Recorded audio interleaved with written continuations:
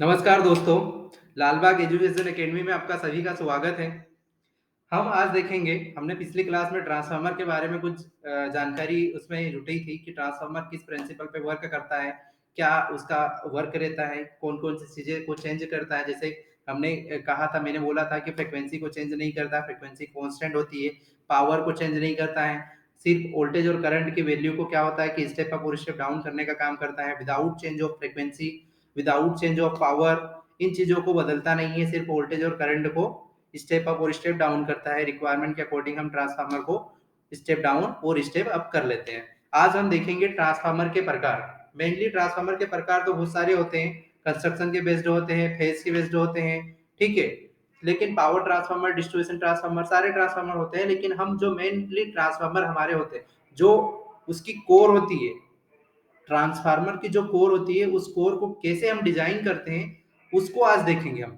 मतलब ट्रांसफार्मर की जो कोर को डिजाइन करते हैं, तो वो कोर किस प्रकार से डिजाइन करते हैं, तो उसके कितने टाइप है। तो मैं अगर बोलूं, ट्रांसफार्मर के मेनली दो प्रकार है। एक है सेल टाइप ट्रांसफार्मर, दूसरा है कोर टाइप ट्रांसफार्मर।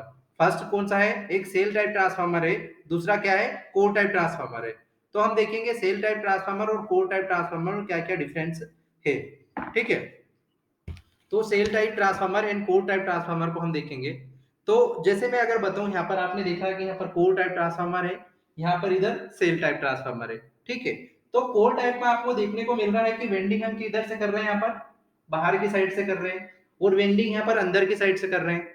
दोनों आप देखो डिफरेंस, यहाँ पर कैसे कर रहे हैं, वेंडिंग बाहर की साइड से कर रहे हैं, और वेंडिंग यहाँ पर अंदर की साइड से कर रहे हैं। मतलब यहाँ पर हम किसी कोर के ऊपर वेंडिंग को कर रहे हैं। आप अगर देखोगे तो यहाँ पर हम कोर के ऊपर कर रहे हैं।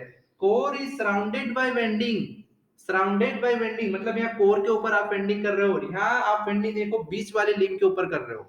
मतलब ये अगर मैं बोलूं इसे मोटा मोटी, तो इसमें कितने लिंब है? ये अगर लंबी जो खड़ी है वर्टिकल, इसको हम लिंब बोलते हैं, और जो हॉरिजॉन्टल में है उसको क्या बोलते हैं? आप कोर बोलते हो। तो यहाँ पर कितने लिंब है आपके पास? एक दो तीन लिंब है। और कोर अगर बोले तो एक और दो कोर है यहाँ पर, ठीक है। ये क्वेश्चन भी आता है कि किस ट्रांसफार्मर में कितने लिंब होती है और कितने कोर होते हैं। तो यहाँ पर आप देखोगे कि वेंडिंग मैंने अलग से कर रखी, प्राइमरी और सेकेंडरी। लेकिन यहाँ मैंने देखा सेल टाइप ट्रांसफार्मर के ऊपर बीच वाली लिंब के ऊपर मैंने दोनों वेंडिंग को कर दिए, प्राइमरी और सेकेंडरी। तो यहाँ आप देखोगे तो इसको हम बोल सकते हैं कि core is surrounded by vending.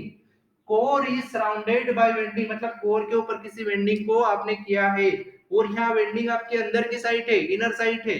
इस वजह से क्या बोलते हैं कि vending is surrounded by core. यहाँ पर क्या बोलते हैं? Vending is surrounded by core, ठीक है। तो अगर मोटा मोटी अगर देखें, इसमें हम मेन मेन जो पॉइंट होते हैं, मेन मेन पॉइंट जो एग्जाम में पूछे जाते हैं, उस पॉइंट को हम सिर पर नोट करेंगे। बाकी मैं आपको डिटेल्स में समझा दूंगा कि इसका कैसे वर्क हो रहा है, ठीक है। तो यहाँ पर जैसे मैंने अभी बोला कि यहाँ पर core is surrounded by vending, और यहाँ पर क्या हो रहा? Vending is surrounded by core. तो यहाँ पर अगर मैं बोलूं कि मोटा मोटी अगर बोलूं कि ये जो ट्रांसफार्मर होता है, ये जो कोर टाइप का ट्रांसफार्मर होता है, ठीक है, इसमें जो वेंडिंग ये वाली करते हैं, ये वाली जो वेंडिंग लगाते हैं और ये वाली वेंडिंग लगाते हैं, और यहाँ पर वेंडिंग जो लगाते हैं, तो इसका नाम कभी कभी पूछा जाता है कि कोर टाइप ट्रांसफार्मर में कौन सी वेंडिंग यूज करते हैं, सेल टाइप ट्रांसफार्मर में कौन सी वेंडिंग का यूज करते हैं, ठीक है। सेल टाइप ट्रांसफार्मर कौन सी वेंडिंग का यूज करते हैं? तो यहाँ पर देखो आप सिलेंड्रिकल टाइप वेंडिंग का यूज करते हैं। सिलेंड्रिकल का मतलब क्या होगा?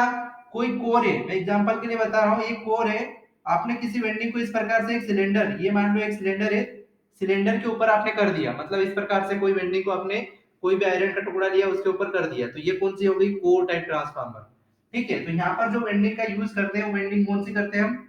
Cylindrical type, cylindrical type vending, ठीक है। इसमें कौन सा वेंडिंग का यूज करते हैं? तो सिलेंड्रिकल टाइप वेंडिंग का यूज करते हैं। उसी प्रकार से अगर मैं core type transformer, shell type transformer की अगर बात करूं, तो यहाँ पर जो वेंडिंग कर रहे हैं, एक ही कोर के ऊपर दोनों वेंडिंग आप कर रहे हो। यहाँ पर ध्यान से देखोगे तो एक कोर है, वेंडिंग आपकी दो है, ठीक है। एक कोर है, वेंडिंग आपकी दो है। तो यहाँ पर इधर से थोड़ा लिख लेते हैं ताकि दोनों पॉइंट आ जाएंगे अपने, ठीक है, यहाँ से, ठीक है। यहाँ पर कौन सी वेंडिंग की है आपने? Cylindrical type vending,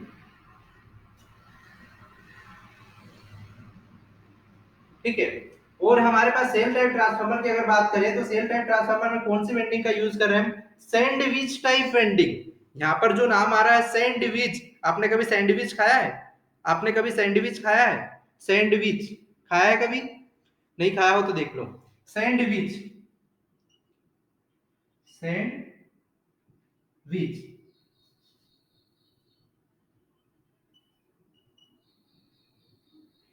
sandwich type winding का यूज करते हैं। इसका मतलब क्या है? सैंडविच का मतलब समझ में आ रहा? सैंडविच का मतलब यहाँ पर देखोगे एक कोर के ऊपर दोनों वेंडिंग का किया हुआ। सैंडविच आपने देखा होगा, कभी भी सैंडविच को आप देखोगे तो इसी प्रकार से गोल गोल बना रहता है, इसी प्रकार से गोल गोल बना रहता है। मतलब छोटी सी कोर के ऊपर पूरी वेंडिंग को आपने वहीं पर लपेट दिया है। छोटी सी कोर आपकी छोटी सी है, लेकिन जो आपने वेंडिंग को लपेटा वो पूरी तरह से उसी जगह पे, एक ही जगह पे आपने लपेट दिया। तो वो कौन सा हो गया आपका? सैंडविच टाइप वेंडिंग का यूज किया है। यहाँ पर आपने सिलेंड्रिकल टाइप वेंडिंग का यूज किया है। ठीक है, क्लियर है? सिलेंड्रिकल टाइप यूज किया। अब यहाँ पर आप देखोगे, यहाँ पर जो मैग्नेटिक पाथ है, हमने देखा था ट्रांसफार्मर अगर जाएगा तो transformer primary to secondary winding क्या हो रही थी? आइसोलेट हो रही थी एक दूसरे से। इलेक्ट्रिकली आइसोलेट हो रही थी लेकिन मैग्नेटिकली कपल्ड हो रही थी। मैग्नेटिकली जो कपल्ड हो रही थी किसके थ्रू हो रही थी? किसके थ्रू मैग्नेटिकली मिल रही है? फ्लक्स के थ्रू मिल रही थी। ये जो फ्लक्स इस कोर के अंदर से जाएगा, इसी फ्लक्स के through primary and secondary winding में फ्लक्स जाएगा। उसी कोर के मतलब फ्लक्स के थ्रू प्राइमरी और सेकेंडरी में वोल्टेज को स्टेप अप और स्टेप डाउन करेगा। तो यहाँ पर अगर देखें तो मैग्नेटिक पाथ कितने बने हुए हैं? मैग्नेटिक पाथ मतलब फ्लक्स के जाने के रास्ते कितने हैं? यहाँ पर जाने के रास्ते देखो, एक ही रास्ता जा रहा है, इधर से जा रहा है, इधर से वापस आ रहा। मतलब जाने के रास्ते जो यहाँ पर है, जो आपके जो फ्लक्स पाथ है, फ्लक्स का पाथ के जो रास्ते हैं वो कितने रास्ते हैं? यहाँ पर सिंगल एक रास्ता है। लेकिन वहीं पर अगर हम इसकी अगर बात करें सेल टाइप ट्रांसफार्मर में, तो मुझे बताओ सेल टाइप ट्रांसफार्मर एक रास्ता तो आपका ये हो गया जाने का, एक रास्ता और बनेगा यहाँ पर, एक रास्ता इधर से जाएगा। इसमें नेक्स्ट पॉइंट लिखो कि इस वेंडिंग के अंदर क्या हो रहा है? मैग्नेटिक पाथ जो बन रहा है, मैग्नेटिक पाथ सिंगल पाथ बन रहा है, जो मैग्नेटिक पाथ बन रहा है, ठीक है, magnetic path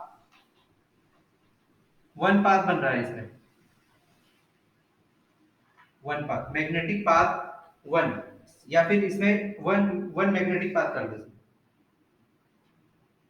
one magnetic path. इसमें मैग्नेटिक पाथ कितने बने आपके? टू, टू मैग्नेटिक पाथ बने इसमें।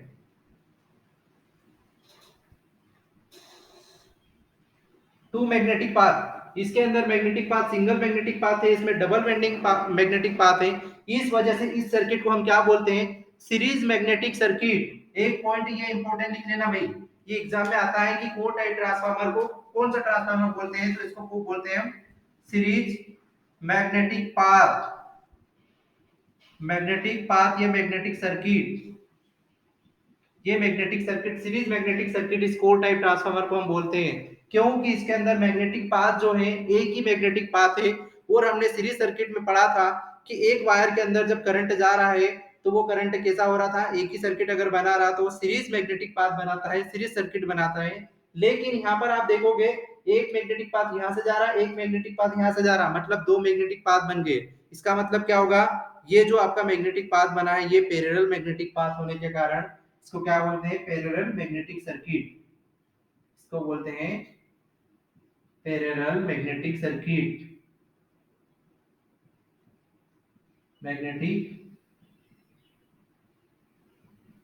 Circuit, parallel magnetic circuit. ये याद रख लेना आप, एक series magnetic circuit core type transformer को बोलते हैं, सेल टाइप ट्रांसफार्मर को क्या बोलते हैं? तो पैरेलल मैग्नेटिक सर्किट बोला जाता है। दूसरी चीज यहाँ पर अगर मैं ट्रांसफार्मर की अगर बात करूं तो एक चीज और पूछा जाता है एग्जाम में कि हाई रेटिंग के ट्रांसफार्मर में, हाई रेटिंग के ट्रांसफार्मर में और लो रेटिंग के ट्रांसफार्मर में कौन से ट्रांसफार्मर का यूज करते हैं? तो हाई रेटिंग का जो ट्रांसफार्मर होता है, जैसे आपने रेटिंग ट्रांसफार्मर की देखी होगी, केवीए में देखी होगी, एमवीए में देखी होगी, मेगा में हमारे पास 5 एमवी के होते हैं, 10 एमवी के होते हैं, 63 एमवी के होते हैं, 163 होते हैं, बहुत बड़े बड़े ट्रांसफार्मर होते हैं। तो कौन सी रेटिंग किस ट्रांसफार्मर में होती है? तो जो बड़ी रेटिंग होती है, जहां बड़े बड़े सब स्टेशन लगाते हैं, बड़े बड़े ट्रांसफार्मर लगाते हैं, वहां पर किस ट्रांसफार्मर का यूज करते हैं, तो वहां पर हम कोर टाइप ट्रांसफार्मर का यूज करते हैं। तो यहाँ पर लिख सकते हो कि हाई रेटिंग और लार्ज साइज, मतलब बड़ी रेटिंग के लिए और लार्ज साइज, तो इसको लिख सकते हो आप, क्या लिख सकते हो, high rating of large transformer. High rating of large transformer मतलब एक तो हाई रेटिंग हो गई, हाई रेटिंग के लिए यूज करते हैं इसको, high rating of large transformer मतलब बड़े ट्रांसफार्मर जहां बनाते हैं, जहां लगाते हैं,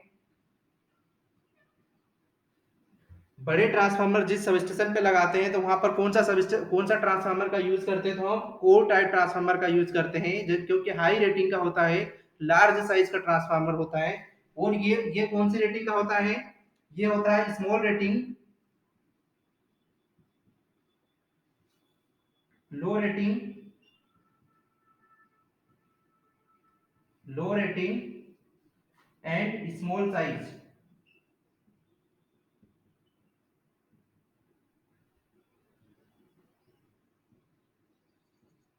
low rating and small size का ट्रांसफार्मर यहाँ पर यूज करते हैं, low rating and small size, low rating and small size, आप आगे लिख सकते हो, ये स्मॉल साइज यहाँ तक भी लिख सकते हो, स्मॉल साइज ट्रांसफार्मर। ठीक है, तो यहाँ पर हमने देखा कि कोर टाइप ट्रांसफार्मर में क्या हो रही, सीरीज मैग्नेटिक होती है, इसमें जो सिलेंड्रिकल टाइप एंडिंग का यूज करते हैं, इसमें सैंडविच टाइप एंडिंग करते हैं। ये जो ट्रांसफार्मर करते हैं, हाई रेटिंग के ट्रांसफार्मर होते हैं, लार्ज साइज का ट्रांसफार्मर होता है, ये लो रेटिंग का ट्रांसफार्मर होता है, स्मॉल साइज का, ये स्मॉल साइज का ट्रांसफार्मर लगाते हैं। ठीक है, ठीक है, इतनी चीजें क्लियर है। अब बात आती है किस टाइप से दिखता है आपको, ये जो आप ट्रांसफार्मर देख रहे हो, इसमें पॉइंट बहुत सारे हैं, पॉइंट बहुत सारे हैं। अब मुझे ये बताओ कि कॉपर की रिक्वायरमेंट जो वेंडिंग कर रहे हो आप, यहाँ पर जो कॉपर की वेंडिंग का आपने कॉपर वेंडिंग आप लगा रहे हो, इसके अंदर वेंडिंग कर रहे हो, तो कॉपर की वेंडिंग का जो मटेरियल रहेगा, कंडक्टर, वो किसमें ज्यादा रहेगा, तो मुझे ये बताओ कि ये वेंडिंग और ये वेंडिंग आपने अलग अलग दोनों वेंडिंग कर रहे हैं, लेकिन यहाँ पर एक ही कोर के ऊपर दोनों वेंडिंग को आपने कर दिया है। इसका मतलब क्या होगा, कॉपर की रिक्वायरमेंट यहाँ पर ज्यादा है, कॉपर की रिक्वायरमेंट, जो कॉपर वायर लगाते हैं उस वायर की रिक्वायरमेंट यहाँ पर ज्यादा है, क्योंकि यहाँ पर आपने दो वेंडिंग का यूज किया। यहाँ पर देखोगे तो कॉपर की जो वायर की रिक्वायरमेंट यहाँ पर कम है आपको। ठीक है, मैं सारे पॉइंट नोट नहीं करवा रहा हूँ, बस आपको बता रहा हूँ, आप ध्यान से सुनना उनको, वो पॉइंट भी आपके एग्जाम मतलब एग्जाम के पर्पज से अच्छे हैं। ठीक है, क्योंकि एग्जाम में जो पूछे जाते हैं क्वेश्चन यहीं से पूछे जाते हैं, यहीं से पूछे जाते हैं, लेकिन आपको याद होना चाहिए कि कॉपर की रिक्वायरमेंट कहाँ होती है। तो ये भी आ सकता है कभी क्वेश्चन में कि कॉपर की रिक्वायरमेंट कोर टाइप ट्रांसफार्मर में ज्यादा जरूरत पड़ती है, क्योंकि यहाँ पर दो कोर के ऊपर आप वेंडिंग करते हो और यहाँ पर एक ही कोर के ऊपर वेंडिंग आप कर लेते हो। क्लियर है। दूसरी चीज है मैकेनिकल प्रोटेक्शन। दूसरी चीज है कि जो कोर होती है, जो वेंडिंग आप कर रहे हो, इस वेंडिंग की प्रोटेक्शन कुछ तो देना पड़ेगा, वेंडिंग आप लगाते हो अंदर तो कुछ प्रोटेक्शन करना पड़ेगा, कोर बॉडी लगाना पड़ेगा। तो वेंडिंग का जो प्रोटेक्शन लगाते हैं हम, ये कोर टाइप ट्रांसफार्मर में आप देखोगे बाहर की साइड वेंडिंग दिख रही है आपको, वेंडिंग आपको कहाँ दिख रही है, बाहर की साइड दिख रही है, कोर तो अंदर है।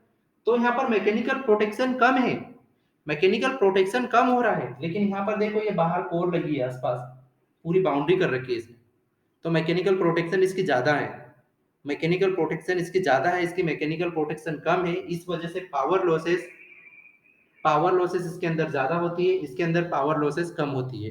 दूसरी चीज है लीकेज, एक लीकेज होती है, लीकेज का नाम सुना होगा, कि जो लीकेज फ्लक्स होता है, क्योंकि इस बॉडी के अंदर से क्या जा रहा है, फ्लक्स जा रहा है, इस बॉडी के अंदर से फ्लक्स जा रहा है, यहाँ पर भी जा रहा है फ्लक्स, यहाँ पर भी जा रहा है। ठीक है, तो यहाँ पर भी फ्लक्स है, यहाँ पर भी फ्लक्स है, तो बात आती है लीकेज फ्लक्स की, तो लीकेज फ्लक्स किस ट्रांसफार्मर में ज्यादा होता है, तो मैं अगर बोलूं कि जो लीकेज फ्लक्स होता है, leakage flux core type transformer में ज्यादा निकलता है।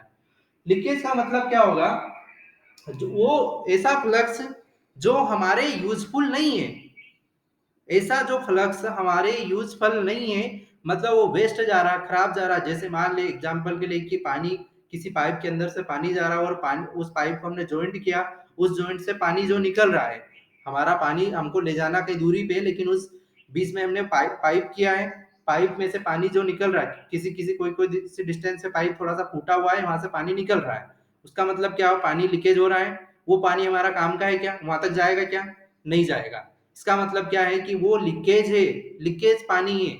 उसी प्रकार से यहाँ पर भी कोई ऐसा फ्लक्स, इस वेंडिंग से फ्लक्स जो निकल रहा है, ठीक है, यहाँ से फ्लक्स निकलेगा, यहाँ से निकलेगा, यहाँ से निकलेगा, यहाँ से निकलेगा। तो ये जो वेल्डिंग के अंदर, कोर के अंदर जो जा रहा है, वो फ्लक्स तो हमारे काम का है। जो इस बॉडी के अंदर से जा रहा है वो फ्लक्स तो हमारे काम का है, लेकिन मुझे ये बताओ कि बाहर का जो फ्लक्स जा रहा है, ये कोई काम का है क्या? ये फ्लक्स कोई काम का है क्या? क्योंकि यहाँ पर तो आप बाहर मतलब हवा में चले गए, एयर में चले गए ना।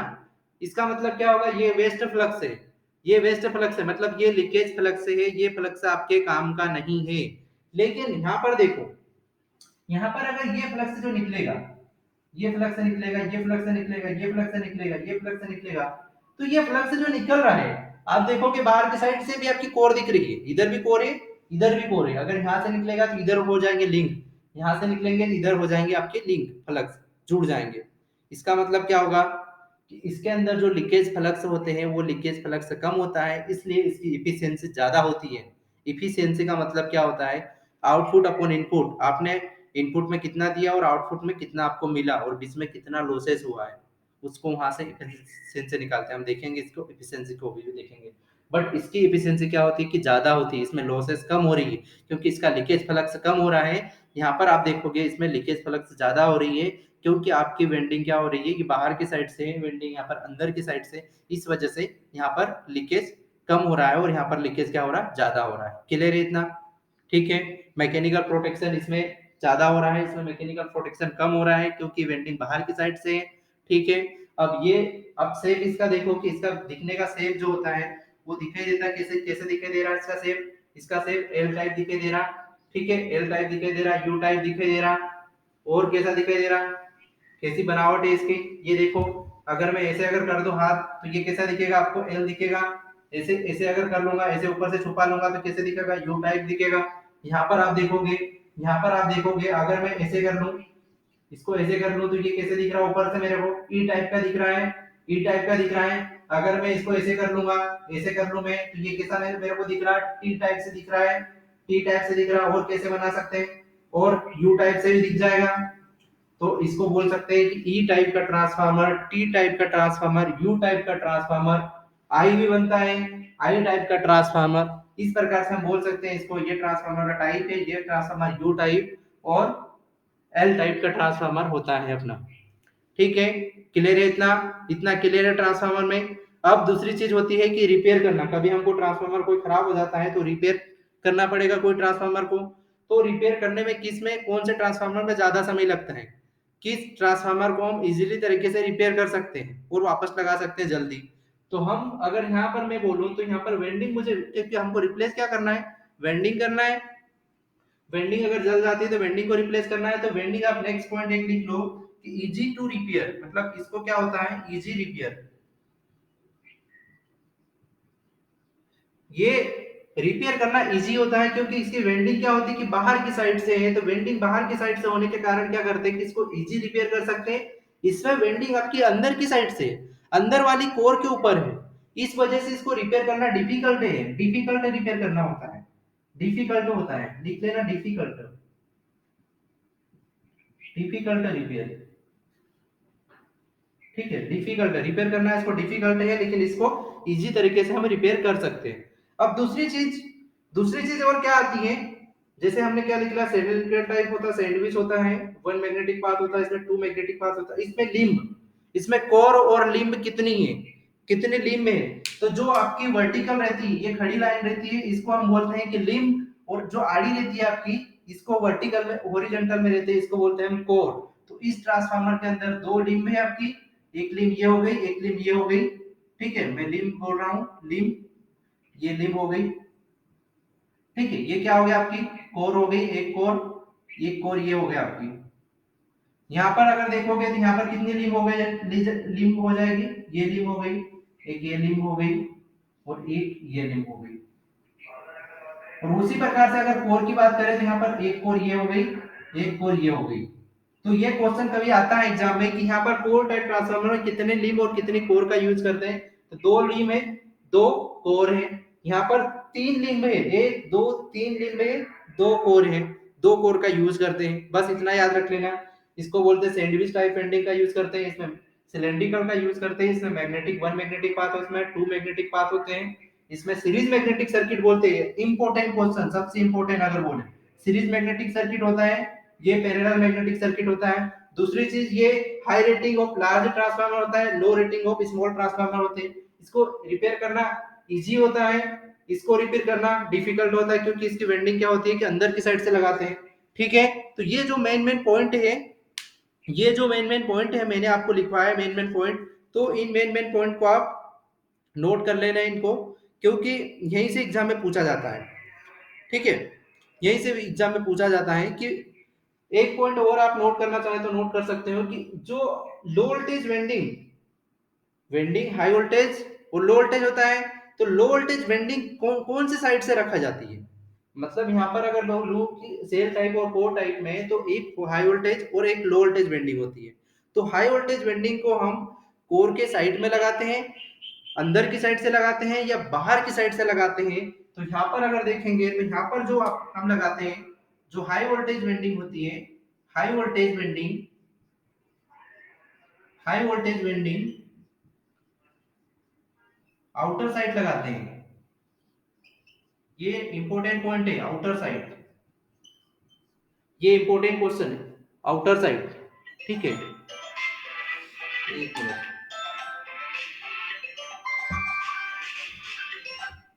ये हाई वोल्टेज वेंडिंग कैसे लगाते हैं, हम आउटर साइड में लगाते हैं। वैसे अगर मैं यहाँ पर अगर बात करूं मैं, तो यहाँ पर आउटर साइड पे कौन सी वेंडिंग को लगाते हैं, low voltage vending, low voltage vending outer side लगाते हैं पर। इसका रीजन क्या है, इसका रीजन क्या है, इसमें आपने लगा दिया कि लो वोल्टेज वेंडिंग को आउटर साइड लगा रहे हैं, यहाँ पर हाई वोल्टेज वेंडिंग को आउटर साइड लगा रहे हैं। इसका मतलब क्या, समझ में आ रहा है?